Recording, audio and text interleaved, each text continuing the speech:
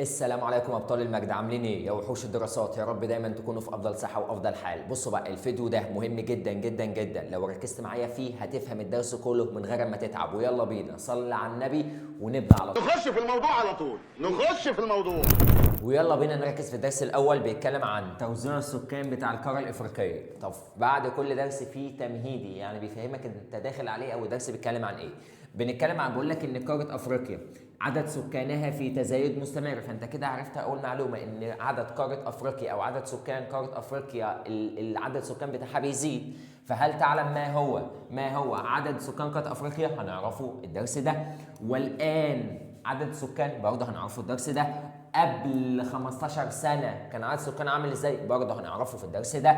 ومين أكبر قارة في العالم من حيث عدد السكان؟ برضه هنعرفه الدرس ده.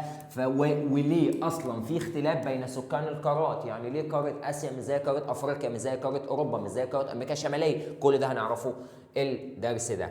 ما تيجي نشوف ويلا بينا. بقول لك في الدولة أو في البداية لازم نعرف ان عدد السكان او البشر او الانسان هم المحور الاساسي في عمليه التنميه. حبيبي، هو لو مفيش بشر كانت الدول هتبقى متقدمه؟ لا يا مستر طبعا. يبقى الدول متقدمه بسبب البشر اللي عايشين فيها او عدد السكان اللي عايشين فيها. مين هم المحور الاساسي في عمليه التنميه؟ يعني لا اما بيخلي الدوله قويه لا اما بيخلي الدوله ضعيفه، هم السكان يا مستر. طب بقول لك لذلك فان دراسه بيانات واحصائيات السكان تساهم في فهم التطورات، يعني التغيرات، سواء كانت السكانية من حيث النمو والتوزيع السكاني. حبيبي، هل كل القارات زي بعض؟ لا يا مستر. طب هل كل الدول شبه بعض؟ لا يا مستر. طب هل كل الدول قوية؟ لا. طب هل كل الدول ضعيفة؟ لا. وده اللي احنا هنعرفه. فانا بقول لك مما يساعد في وضع خطط تنموية مناسبة عشان تلبي احتياجات السكان سواء الجيل الحاضر او الجيل القادم، ودي بنسميها تنمية مستدامة، من حيث بناء المدارس، بناء المستشفيات، توفير فرص عمل. يبقى يا مستر انا بعد السكان ليه؟ هل كلنا شبه بعض؟ لا. طب هل كلنا في نفس سن بعض؟ لا يا مستر. هتلاقي فيه صغار سن، هتلاقي فيه شباب، هتلاقي فيه كبار سن. طب لو الدولة عرفت ان عدد السكان بتاعها صغيرين هيعملوا لهم ايه او هيوفر لهم ايه؟ والله مستر هتقول لي هيبني لهم مدارس، هيبني لهم مستشفيات. طب لو عدد السكان شباب اللي هي فرص العمل، والله مستر هتقول لي ايه؟ هيبني لهم مصانع. طب لو عدد سكان كبير اللي هم كبار السن، هتقول لي ايه؟ هيبني لهم مدارس. لا يا مستر، هيبني لهم مستشفيات ورعايه صحيه. بالظبط كده. يبقى الدوله بتعد عدد السكان عشان نعمل او نلبي احتياجات السكان من الجيل الحاضر والجيل القادم، فبنعمل حاجه اسمها تنميه مستدامه. برافو عليك. طب اما اجي اقول لك بما تفسر اهميه دراسه بيانات واحصائيات السكان، انا ليه بدرس يا مستر السكان؟ انا ليه بعرف احصائياتهم؟ هنقول اهو لتلبيه احتياجات الاجيال القادمه والحاليه من التطورات، سواء كانت بناء مدارس، بناء مستشفيات، بناء الخدمات، توفير فرص عمل. طب ملاحظة الشكل المقابل ان اولى القارات في العالم من حيث عدد السكان هي قارة اسيا.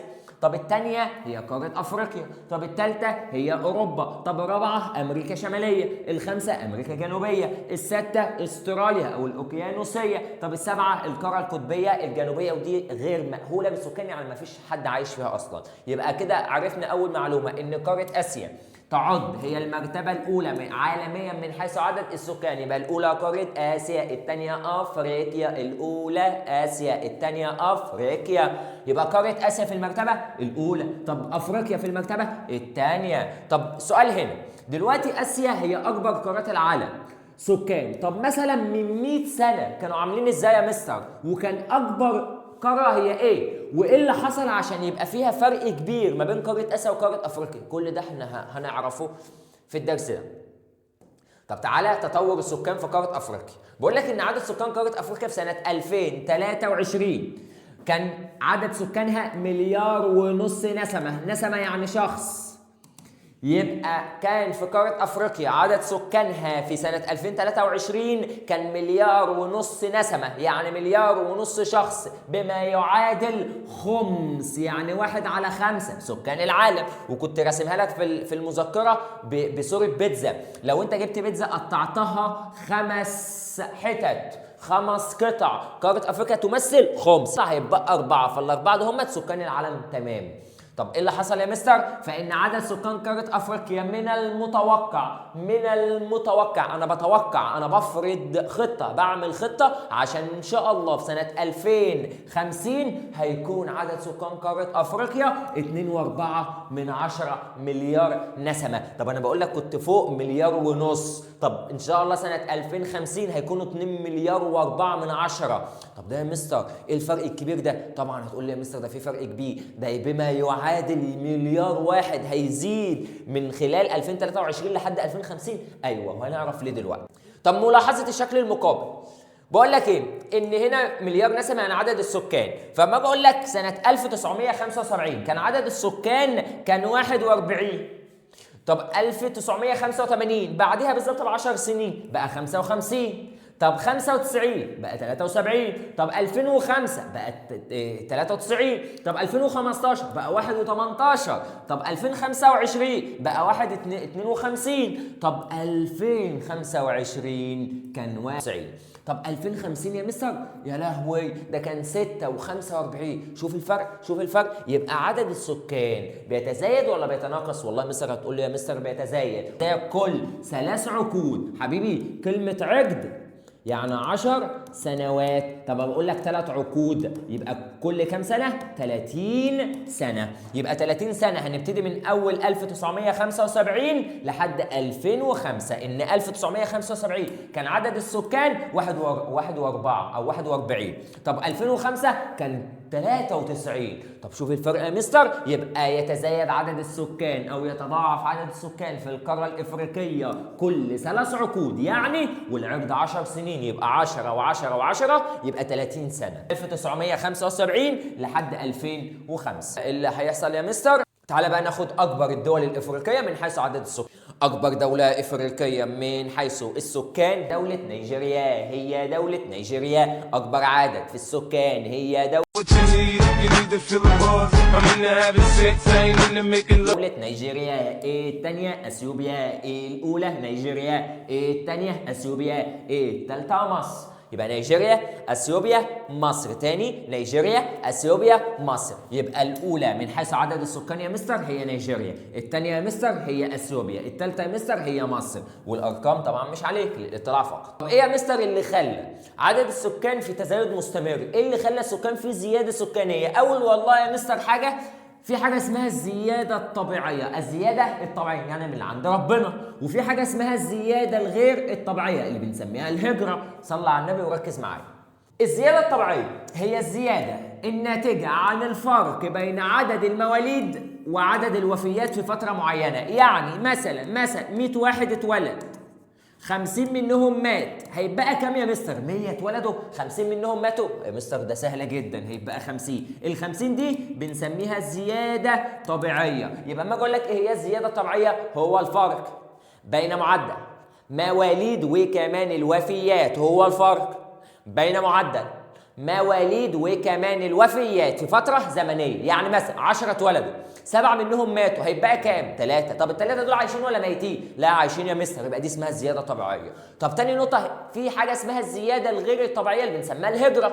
طب ايه يا مستر كلمة الهجرة؟ والله انت كنت واخدها من الابتدائي. هو انتقال الافراد من مكان الى اخر. هو انتقال الافراد من مكان الى اخر. والهجرة مستر نوعين، لا اما هجرة وافدة لا اما مغادره. وافده بنسميها داخليه، يعني جوه الدوله او جوه القاره بنسميها وافده. طب يعني ايه يا مستر الهجره المغادره؟ ممكن نشيل مغادره ودايما بتيجي نازحه، يبقى كلمة نازحة هي المغادرة. يبقى اما اجي اقول لك يا مستر الهجرة ايه تعرفها؟ هتقول له والله يا مستر هو انتقال الافراد من مكان الى اخر. طب الهجرة كام نوع؟ نوعين، لا اما هجرة وافدة لا اما هجرة نازحة او مغادرة. طب الوافدة داخل حدود الدولة بنسميها هجرة داخلية. طب المغادرة من دولة الى اخرى بنسميها هجرة خارجية. يبقى اما اجي اقول لك من الاسباب اللي خلى الزياده السكانيه او في نمو سكاني متزايد، والله مثلا هتقول لي حاجتين، في زياده طبيعيه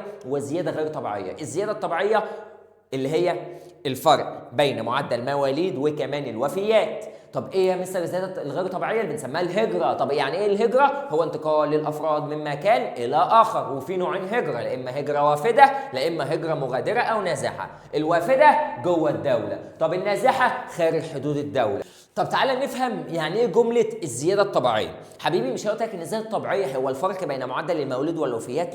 تمام يا مستر. اما اجي قلت لك ان لو المواليد الناس اللي بتتولد اكتر من الناس اللي بتموت يبقى كده في زياده طبيعيه مرتفعه. برافو. طب لو الناس اللي بتموت اكتر من الناس اللي بتعيش او اللي اتولدت يبقى يا مستر هتقولي كده في مشكله، ان الزياده الطبيعيه منخفضه. برافو عليك. ودي معنى الجمله، ان بقول لك المقصود بالجمله دي ان عدد الناس بيزيد يبقى في زياده طبيعيه اهو لما عدد اللي بيتولدوا اكتر من اللي بيموتوا. تمام يا مستر. ومن دي بنحسبها على حسب السنين على حسب الشهور. طب تاني نقطة، فالفرق بين الاتنين ده هو اللي بيخلي عدد السكان يكبر. طب هتقول لي يا مستر ان عدد السكان يكبر اما يكون المواليد اكتر ولا الوفيات؟ لا يا مستر، هتقول لي طبعا المواليد اما بيتولدوا اكتر من الوفيات اللي بيموتوا. برافو عليك. ولكن لو اللي بيموتوا اكتر من اللي بيتولدوا يبقى انت هتقول لي ان الزياده الطبيعيه مرتفعه ولا منخفضه؟ اللي بيموتوا اكتر من اللي بيتولد. لا يا مستر، يبقى الزياده الطبيعيه منخفضه. برافو عليك. طب عندنا معدل المواليد يعني الناس اللي بتتولد. بص بقى، الناس اللي بتتولد يا مستر. طب تعالى بقى نشوف. بقول لك قاره افريقيا تعد هي اعلى قاره في العالم من حيث عدد المواليد، يبقى قاره افريقيا هي اولى قارات العالم من حيث عدد المواليد. طب تعالى ركز لي الثاني كده، اكتر قاره فيها سكان هي اسيا. طب الثانيه افريقيا، الثالثه اوروبا. برافو. طب اولى الدول من حيث عدد السكان او النمو السكاني هتقولي نيجيريا. طب الثانيه اثيوبيا، الثالثه مصر. برافو عليك. يبقى قاره افريقيا هي اعلى قاره في العالم من حيث عدد المواليد، حيث بلغ ضعف المعدل العالمي سنه 2023. طب تعالى كده مثل. يبقى يا مستر عرفنا ان قاره افريقيا هي اعلى قاره في العالم من حيث عدد المواليد يا مستر، حيث بلغ نسبه المواليد في قاره افريقيا اكتر من ضعف المعدل العالمي يا مستر الموجود في العالم. طب اديني مثل يا مستر. ان لقوا ان المعدل اللي في العالم 17 بيتولد. تمام. طب في افريقيا 32. شوف الفرق. يبقى افريقيا 32، طب في العالم 17، يبقى مين الاكتر؟ طبعا افريقيا بتاعتها اكتر من العالم يا مستر. طب كل ده يا مستر بسبب ايه؟ اول حاجه كثره الانجاب، تاني حاجه الزواج المبكر، الناس بتتجوز بدري، ما انت كل ما تتجوز بدري بتخلف اكتر. طب تالت حاجه ضعف برنامج تنظيم الاسره، ما فيش يا مستر تنظيم اسره، تلاقي الناس في افريقيا متخلفه 4 5 6 7 8 10. المشكله يبقى ده عندها عادي، وده بيؤدي الى مشكله الزياده السكانيه او كثره عدد المواليد. يبقى اما اجي اقول لك ايه هي اسباب كثره عدد المواليد او بما تفسر يزيد نسبه المواليد في قاره افريقيا عن العالم او المعدل العالمي، والله مثلا هتقول لي بسبب 3 حاجات. اول حاجه الزواج المبكر، كثره الانجاب، ضعف تنظيم الاسره، ما عندهمش تنظيم اسره. طب اولى الدول في العالم وفي افريقيا من حيث نسبة المواليد اللي عندها عيال صغيرة هي دولة النيجر. دولة ايه؟ النيجر. دولة ايه؟ النيجر. ما تقوليش نيجيريا حبيبي، ان نيجيريا هي اولى دول افريقيا من حيث عدد السكان. طب قلت لك اولى دول عالمية وافريقية من حيث نسبة المواليد هي دولة مين؟ النيجر يا مستر. برافو. تعالى كده في معدل الوفيات. بقول لك والله ان معدل الوفيات في قاره افريقيا انخفض حتى اصبح قريب من المعدل العالمي. يبقى قاره افريقيا نسبه المواليد فيها اكتر من نسبه الوفيات. طب ايه يا مستر؟ اعلى دول قاره افريقيا من حيث الوفيات هي اولى دول نيجيريا. ايه ده يا حبيبي؟ نيجيريا؟ يبقى نيجيريا عندنا متشابهين في حاجتين، اولى دول عدد سكان واولى دول وفيات. يبقى اما اقول لك اولى دول وفيات افريقيا هتقول لي نيجيريا. يبقى اولى دول وفيات في قاره افريقيا هي نيجيريا. طب اولى دول عدد سكان في قاره افريقيا برضه نيجيريا. طب اولى دول مواليد تبقى النيجر. طب الثانيه يا مستر والوفيات هتبقى تشاد. طب الثالثه ليسوتو، يبقى نيجيريا تشاد كمال ليسوتو. الثاني نيجيريا تشاد كمال ليسوتو. يبقى الاولى نيجيريا، الثانيه تشاد، الثالثه ليسوتو يا مستر. طب اولى دول مواليد هتبقى النيجر. طب اولى دول من حيث عدد السكان نيجيريا، الثانيه اثيوبيا، الثالثه مصر. برافو. طب يبقى ليه او اشمعنى نيجيريا وتشاد وليسوتو؟ هتقول لي والله يا مستر بسبب تفشي الامراض المستوطنه زي مرض الملاريا. طب تاني نقطه، ارتفاع وفيات الاطفال والامهات. حبيبي انت اللي هتقول، هي قاره افريقيا مرتفعه في الصحه؟ لا يا مستر. عندها رعايه صحيه متفوقه يعني او مرتفعه؟ لا يا مستر خالص، ده كلها تعبانه يا مستر. بالظبط كده. تاني حاجه ان في امراض، يبقى الام اما تخلف كتير دي مشكله ومش مشكله؟ لا يا مستر، مشكله اصلا على صحه الام غير ان هي عدد الاطفال كتير، يبقى في مشكلتين. اما الام بتخلف كتير يبقى دي مشكله صحيه. طب تاني حاجه الاطفال بيبقوا كتير، يبقى دي زياده سكانيه. يبقى في كلتا الاحوال هي كلها مشاكل. طب بعد كده تعالى بقى نشوف الزياده الطبيعيه. حبيبي قلت لك ان الزياده الطبيعيه هو الفرق بين معدل المواليد والوفيات، بمعنى 50 اتولد منهم 30 مات، هيبقى كام؟ والله يا مستر هتقول لي 20. ال 20 ده اهي بنسميها زياده طبيعيه. يبقى الناس ده هم ال 20 ده هم عايشين ولا ميتين؟ لا يا مستر عايشين. طب بقول لك انخفض معدل الزياده الطبيعيه في قاره افريقيا من سنه 1970 الى 2023، ان معدل الزياده الطبيعيه كان في 2023 و1970. بص بقى، كان 1970 كان الزياده الطبيعيه 27 يا مستر. طب 2023 بقى 26 يا مستر. ايه ده يا مستر؟ هي الزياده الطبيعيه هو الفرق بين معدل المواليد والوفيات. طبعا معدل المواليد كان في افريقيا 47 يا مستر، 47% الناس بتتولد. طب الوفيات قد ايه يا مستر؟ 20 يا مستر. طب نقص كده يا مستر 47، قلت لك دول مواليد. طب و20 وفيات، اطرح يا مستر 47 من 20 هيبقى 27، يبقى دي بنسميها زيادة طبيعية. برافو. يبقى سنة 1970 كانت الزيادة الطبيعية بيساوي 27% يا مستر. طب خش بقى في 2023، الناس اللي اتولدوا كان 33%، دول كده مواليد. طب عدد الوفيات يا مستر كان 7 يا مستر وفيات. طب اطرح يا مستر 33 ناقص 7 هيبقى 26%، وكل ده سنة 2023. طب يا مستر 27% ده كانت سنة 1970. طب انت اللي هتقول هنا اللي اكتر 1970 كان 27% زيادة طبيعية، ولا 2023 كان 26% زيادة طبيعية؟ لا يا مستر والله هتقول لي ان 2023 كانت هم الزيادة الطبيعية منخفضة يا مستر. برافو عليك. يبقى انخفض معدل الزياده الطبيعيه في القاره الافريقيه من سنه 1970 لحد سنه 2023. برافو. طب ليه يا مستر الزياده الطبيعيه انخفضت؟ ليه الزياده الطبيعيه انخفضت؟ بسبب يا مستر 3 حاجات. اول حاجه ان احنا نظمنا النظم الصحيه، بقى في عندنا رعايه صحيه، فبقى الناس ما بقتش تموت. طب عدد الاطفال والامهات ما بقوش يموتوا يا مستر. طب ثاني حاجه الاهتمام بصحه الام والطفل زي ما قلت لك. طب ثالث حاجه ضبط النمو السكاني. مش انا كنت بقول لك ان ما كانش في تنظيم اسره؟ كان ممكن الاسره تخلف 5 و6 و7 و8 و10، صح كده؟ طب هنا بقول لك ايه؟ ضبط النمو السكاني. طب اولى دول في الزياده الطبيعيه يا مستر هي الصومال. طب الثانيه يا مستر هي النيجر. يبقى اولى دول زياده طبيعيه هي دوله الصومال. طب الثانيه النيجر. اولى دول زياده طبيعيه هي دوله الصومال. ايه الثانيه؟ النيجر. برافو عليك. طب صح ولا غلط؟ هل دراسة البيانات والإحصائيات السكانية ذات أهمية قليلة يا مستر؟ لا طبعا يا مستر غلط. ذات أهمية قليلة؟ ده احنا بندرس عدد السكان يا مستر عشان نلبي الاحتياجات يا مستر. يبقى ذات أهمية مرتفعة. طب تاني نقطة، تأتي مصر في المرتبة الثالثة من حيث عدد السكان في قارة أفريقيا. قول لي كده، قول لي مصر هي كانت في المرتبة الكام؟ والله مصر هتقول لي الأولى نيجيريا، الثانية أثيوبيا، الثالثة مصر. يبقى مصر في المرتبة الثالثة طبعا صح. طب اديني كده تعد قارة أفريقيا من أكثر قارات العالم تسجيلا لمعدلات الوفيات مرتفعة. هل أفريقيا فيها عدد وفيات كتير؟ طبعا يا مستر. طب بسبب ايه يا مستر؟ بما تفسر بسبب اول حاجه موت الام والاطفال، تاني حاجه بسبب تفشي الامراض يعني انتشار الامراض المستوطنه زي مرض الملاريا. طب اكمل. الدوله الاولى افريقيا من حيث معدل المواليد هي دوله مواليد يبقى هي دوله النيجر. طب بص كده اديني دليل يتضاعف عدد السكان في قاره افريقيا كل 3 عقود. كل 30 سنة اللي هم 3 عقود. حبيبي ما انا قلت لك ان عدد السكان بيزيد كل 3 عقود، وعملتها لك ساعتها اللي هي كانت اللي هي من 1975 لحد سنة 2005، يبقى حيث يتضاعف بين عامي 1975 و2005 من المتوقع أن يتضاعف مرة أخرى سنة 2035. طبعا كل 3 عقود عدد السكان بيزيد أو في تزايد مستمر.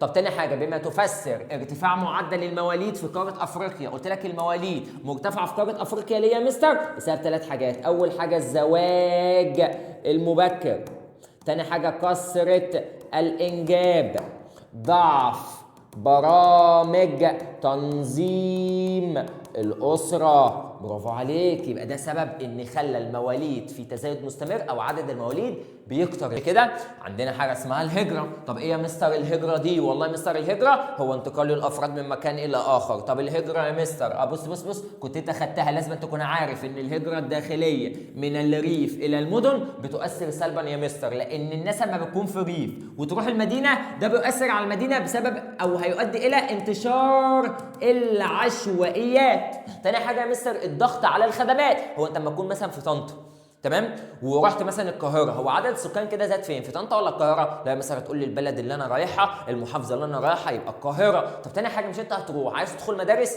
طبعا هتدخل مدارس هنا ولا هناك؟ هناك، فالمدرسه هناك هتكون زحمه اكتر ما هي زحمه. طب هتروح تكشف فين؟ في طنطا ولا في القاهره؟ ما انت قاعد في القاهره يبقى اكيد هتكشف في القاهره. طب النقل والمواصلات طبعا في القاهره. اي حاجه هتعملها في الدوله اللي انت رايحها يبقى عدد السكان زاد هناك وقل هنا. برافو عليك، وده بيؤثر على البنيه التحتيه والخدمات. طب يا مستر الهجرة نوعين، في هجرة لا إما داخلية لا إما في هجرة خارجية. طب الهجرة الداخلية والله يا مستر هي انتقال الأفراد من مكان إلى آخر داخل حدود الدولة.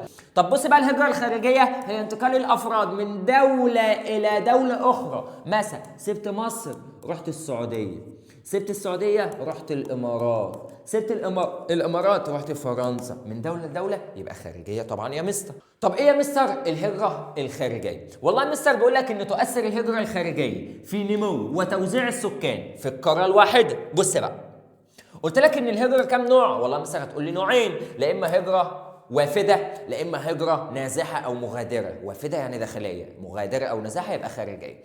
أولاً الهجرة الوافدة هي حركة انتقال السكان إلى داخل القارة الإفريقية، ومن أكتر دولة إفريقية الناس بتروحها في أفريقيا هي دولة جنوب أفريقيا.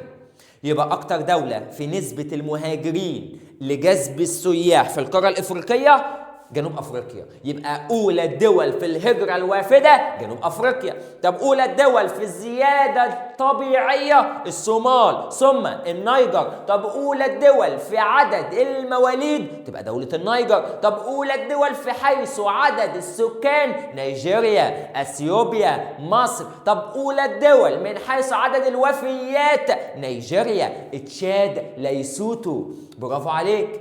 طب بقول لك ايه؟ ثانيا الهجره المغادره او النازحه هي حركه انتقال السكان من قاره لقاره. سبت افريقيا رحت امريكا الشماليه، سبت امريكا الشماليه رحت اوروبا، سبت اوروبا رحت اسيا. يبقى من قاره لقاره يبقى وافده او نازحه، من دوله لدوله وافده او نازحه. طب داخل حدود الدوله تبقى داخليه او وافده. بما تفسر سم الله بما تفسر ليه السكان بيسافروا من دوله لدوله، ليه السكان بيعملوا هجرات يا مستر؟ بسبب 3 حاجات. اول حاجه البحث طبعا عن فرص عمل. طب تاني حاجه تحسين مستوى المعيشه. انا واحد عايز احسن معيشتي يا مستر، عايز اعيش كويس، هسيب مثلا مصر اروح السعوديه اعمل لي قرشين وبتاع واجيب لي حبه فستق ولو. شوقي بالله اللي عليك بقى، خلي عندك دم بقى. تاني نقطة عدم الاستقرار السياسي يا مستر والحروب. ايه ده؟ يعني لما تكون الدولة فيها عدم استقرار سياسي او ما بيكون فيها حروب او ما بيكون فيها صراعات، اللي انا عايز افهمه لك ان دولة اما بيكون فيها حروبات ده بتؤدي ان عدد السكان فيها بيمشي يا مستر، بيسافر، بيعمل هجرة طبعا. طب تالت حاجة البحث عن فرص تعليمية افضل. اديك مثل، هو ليه كل الناس بتسافر اوروبا؟ ولا مثلا بتسافر اوروبا عشان تعمل ماني، تاني حاجة وتعمل فلوس، تاني حاجة فرص عمل احلى، تالت حاجة فرص تعليم افضل طبعا، الدنيا نظيفه يا مستر هناك، الدوله متقدمه، نفس الكلام. طب ايه اللي حصل يا مستر؟ ايه بقى؟ بيعملوا هجرات اسمها هجرات غير شرعيه، هجرات غير شرعيه، ودايما دي مشكله جدا جدا جدا. واحد معاه فلوس، واحد بيلعب في دماغك يقول لك هات فلوس واسفرك واحلى سفر ويعمل لك الدنيا بامب خالص، وطبعا ما فيش كل الكلام ده. فبالله عليكم بالله عليكم ما حدش يسمع كلام حد في موضوع الهجرات الغير شرعيه. طب ايه يا مستر تعرف الهجرات الغير شرعيه؟ هو انتقال الافراد، ماشي يا مستر، بين الدول، اوكي، بطرق غير قانونيه. طرق ايه يا مستر؟ ده طبعا يا مستر مش قانوني، انت ولا بتروح بيبقى معاك باسبور ولا معاك ورق ولا معاك جواز ولا معاك اي حاجه يا مستر. طب تاني حاجه، سواء عبر الدخول الى دوله ما دون تصريح، انت حتى ما معكش تصريح عمل، انت اكنك هربان يا حبيبي حبيبي. وبعد كده يعمل لك ايه؟ او تجاوز مده الاقامه، ممكن تسافر بس 1%، يعني 100% أو 99.9 أنت ميت والله يا مستر، يعني أنت ميت، يعني بدعاء الوالدين أنت ممكن تعيش.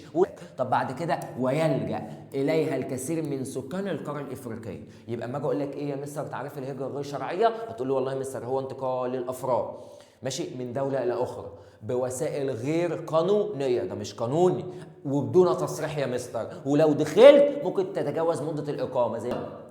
زادت الهجرة غير الشرعية من أفريقيا إلى أوروبا. إيه يا مستر ده؟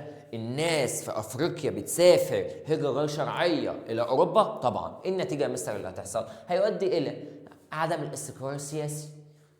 لذلك تسعى الدول الإفريقية إلى تحقيق فريد من التنمية المستدامة والتنمية الاقتصادية للحد. كلمة الحد يعني التقليل، كلمة الحد هنا يعني تقليل. يبقى قارة أفريقيا عايزة تقلل من المشكلة بتاعت الهجرة غير شرعية، فتعمل للسكان إيه يا مستر؟ أول حاجة تظبط لهم فرص عمل، في توفير فرص عمل ومصانع. تاني حاجة يكون في أكل وشرب كويسين. تالت حاجة استقرار سياسي يا مستر، والدولة مستقرة سياسيا.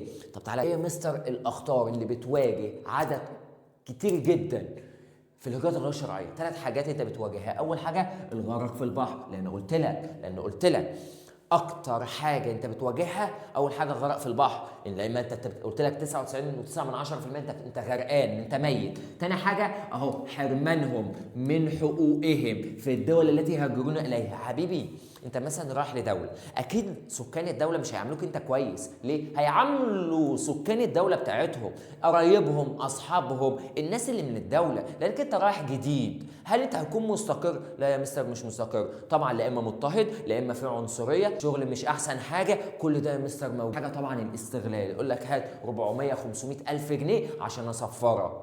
فاهم كده؟ يبقى اما اجي اقول لك ايه هي الاخطار التي تواجهها الشباب، ايه هي الاخطار التي تواجهها عدد السكان الذين يقومون بالهجره الغير شرعيه، ولا مثلا هتقول لي 3 حاجات. اول حاجه الغرق في البحر، ثاني حاجه حرمانهم من حقوقهم، ثالث حاجه الاستغلال يا مستر. طب اديني يا مستر مقترحات، اديني مقترحات اخلي الدوله او القاره بتاعتي تعملها عشان الناس ما تسافرش هجره غير شرعيه. اول حاجه تحسين المستوى الاقتصادي، احسن يا مستر الاقتصاد واوفر فرص عمل حقيقيه للشباب. هو ايه اللي بيخلي الناس بتسافر مثلا من مصر تروح ايطاليا؟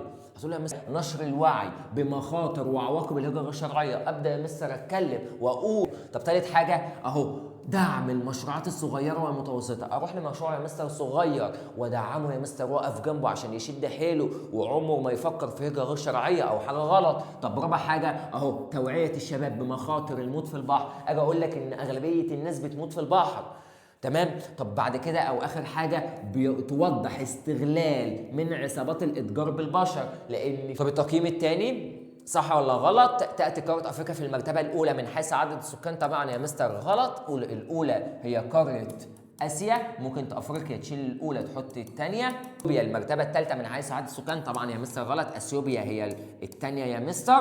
طب بعد كده صح ولا غلط؟ يوجد بالقارة الإفريقية أعلى دول العالم في معدل المواليد وهي دولة اثيوبيا. طبعا مواليد طبعا يا مستر غلط، مش اثيوبيا، أمال دولة اسمها النيجر. طب صح ولا غلط؟ سجلت كل من نيجيريا وتشاد والصومال اعلى معدل وفيات. لا يا مستر ما فيش الصومال، هي تبقى ليسوتو. رابع نقطه، سجلت نيجيريا وتشاد اعلى معدل الزياده الطبيعيه. الزياده الطبيعيه لا يا مستر، هي ولا نيجيريا ولا تشاد، هتبقى الاجابه غلط، هتبقى دوله الصومال ودوله النيجر. ان دليل يا مستر تضاعف عدد سكان قاره افريقيا كل 30 عام. عملنا قبل كده ان من 1975 لحد 2005 يتضاعف عدد السكان كل 3 عقود، يعني 30 سنة، وبإذن الله هيزيد تاني في 2035.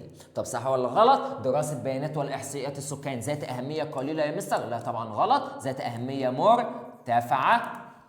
طب بعد كده صح ولا غلط؟ تأتي مصر في المرتبة الثالثة من حيث عدد السكان. طبعا يا مستر صح، هي الأولى نيجيريا، الثانية أثيوبيا، الثالثة مصر. طب أكمل يا مستر، أكمل. أكثر دول أفريقيا تسجيلا لأعلى معدلات الوفيات 3 يا مستر هتبقى دولة نيجيريا، طب الثانية تشاد، الثالثة ليسوتو. طب يا مستر ركز كده، أكمل. الدولة الأولى إفريقيا من حيث المواليد هتبقى دولة النيجر. طب بعد كده أولى الدول الإفريقية جذبا للمهاجرين تبقى دولة جنوب أفريقيا.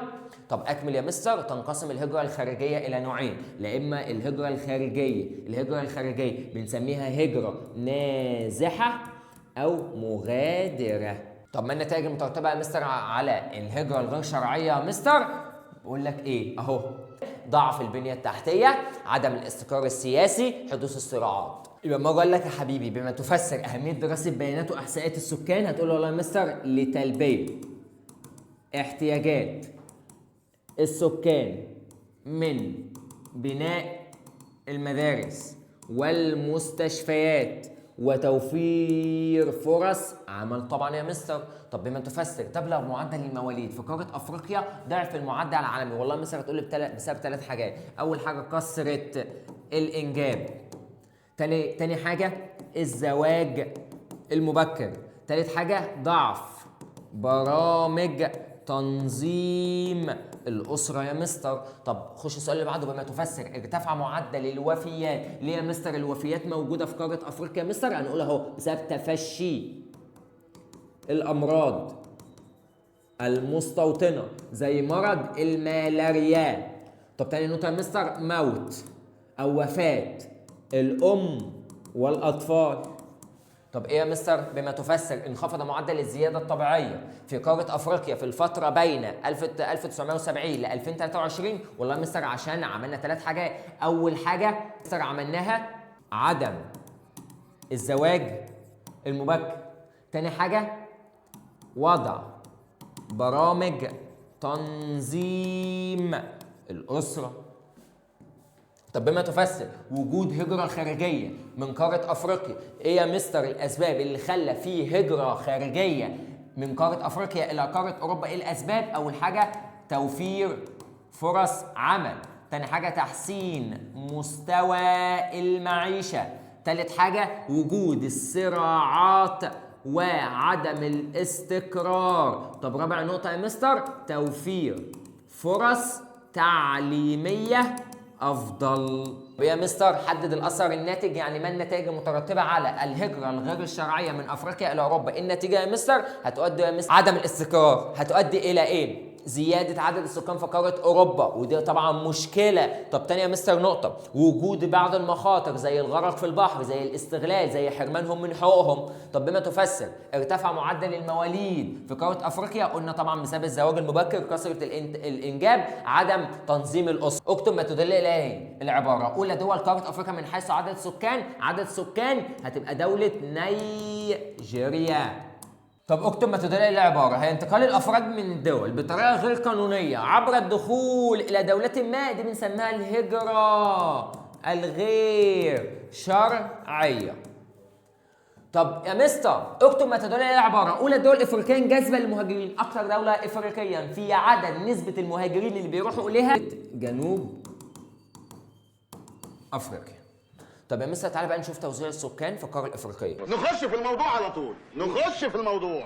واللي انت حبيبي تعرفوا ان الكثافه السكانيه مش زي بعض في كل الدول وفي كل القارات. طبعا عندنا اول كثافه سكانيه مرتفعه موجوده في وادي النيل والدلتا في مصر، والنيل الازرق في السودان. ولو انت واخد بالك ان وادي النيل والدلتا في مصر والنيل الازرق في السودان هم سهول فيضيه، وطالما سهول فيضيه يعني ميه عذبه وتربه خصبه صلاحها لحرفه الزراعه وتربيه الحيوانات. طب تاني حاجه بسبب وفره الميه العذبه والتربه الخصبه. طب تاني حاجه في السواحل الشماليه الغربيه كنت دايما بحفظها لهم، اطلس في شمال غرب، وكمان جنوب الشرق هتلاقي دراجنزبرج.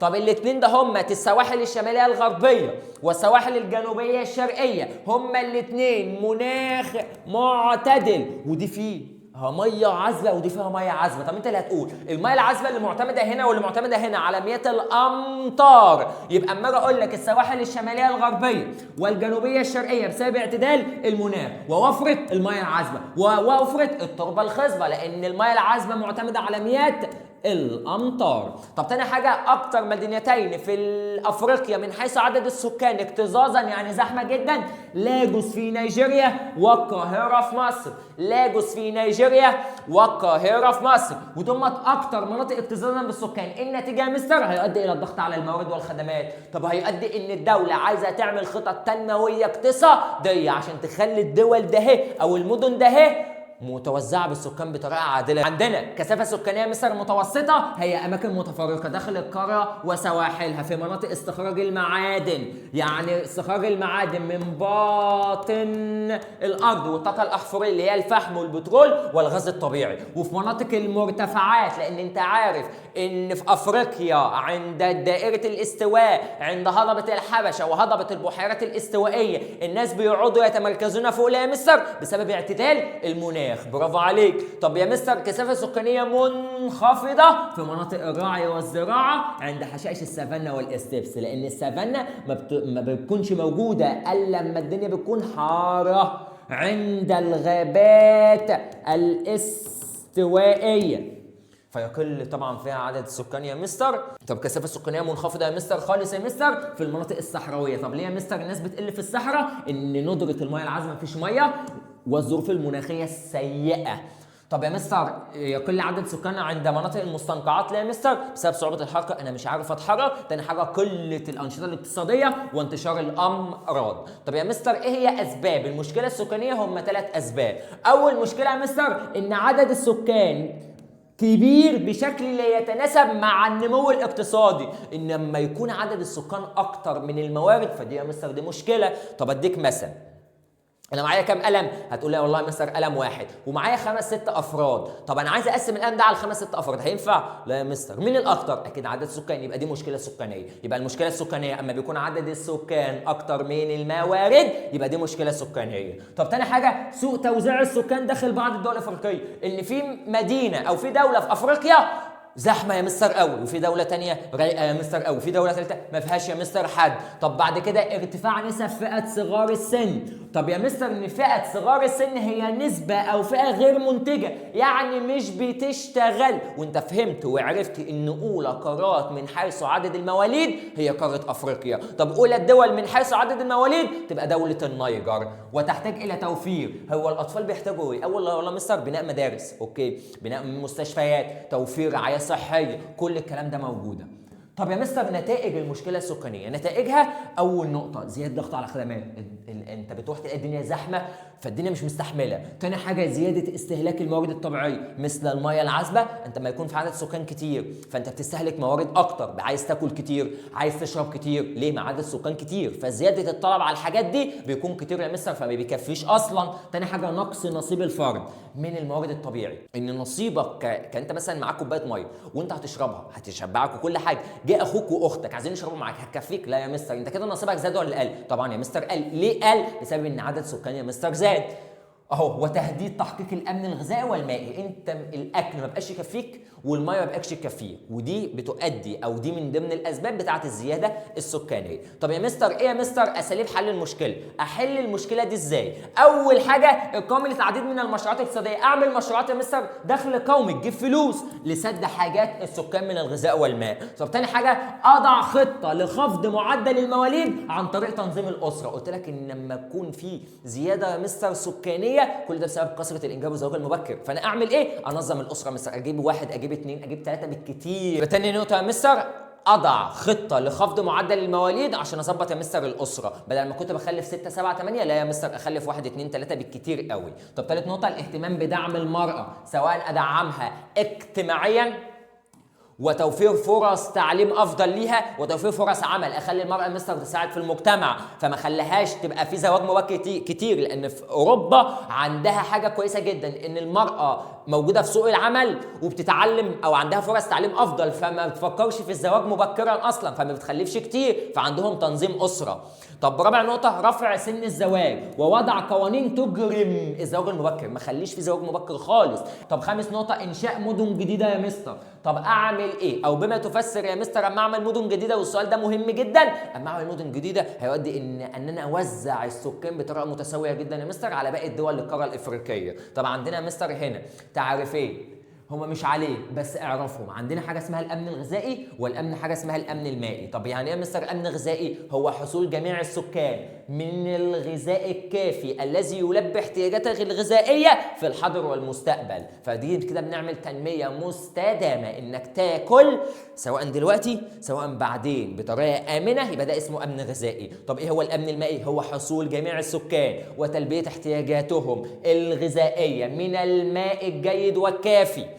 طب يلا يا بطل نحل تدريبات كتاب المدرسه وتفهم اكتر وتطبق معايا. اي من مالي يعد من مناطق ذات الكثافه السكانيه المتوسطه. متوسطه يا حبيبي انت كنت حافظ مناطق استخراج المعادن، الطاقه الاحفوريه، فحم بترول، غاز طبيعي، والمناطق ذات المناخ المعتدل زي هضبه الحبشه والبحيرات. طب وادي النيل والدلتا لا يا مستر. غابات السويه لا يا مستر. طب سافانا لا يا مستر. طبعا مناطق استخراج المعادن. طب اولى الدول الافريقيه من حيث عدد المهاجرين؟ جنوب افريقيا عشان بيقول لي افريقيا.